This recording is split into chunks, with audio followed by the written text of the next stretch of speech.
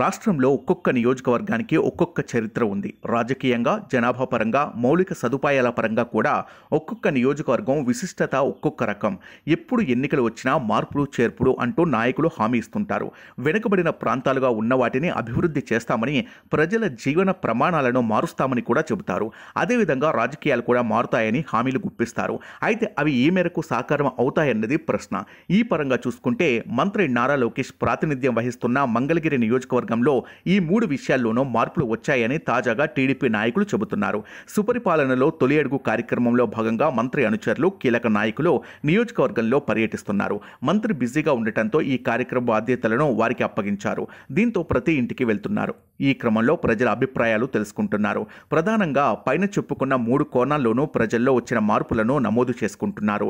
రాజకీయ పరంగా గతంలో ఉన్న వివాదాలు, తగువులు, ఘర్షణలు ఇప్పుడు లేవని ప్రజలు చెబుతున్నారు. ప్రజలు రాజకీయంగా ఎలాంటి వివాదాలు లేకుండా ప్రశాంతంగా ఉంటున్నామని చెప్పుకొచ్చారు. అలాగే మౌలిక సదుపాయాల పరంగా కూడా అభివృద్ధి కనిపించింది. నియోజకవర్గంలోని దిగువ ప్రాంతాలకు రహదారులు ఏర్పడ్డాయి. విద్యుత్ స్తంభాలను ఏర్పాటు చేసి గ్రామీణ ప్రాంతాలకు విద్యుత్ ఇస్తున్నారు. ఇంటింటికి తాగునీరు అందించే లక్ష్యంతో మంగళగిరిలోని గ్రామీణ ప్రాంతాల్లో ముమ్మరంగా పనులు జరుగుతున్నాయి.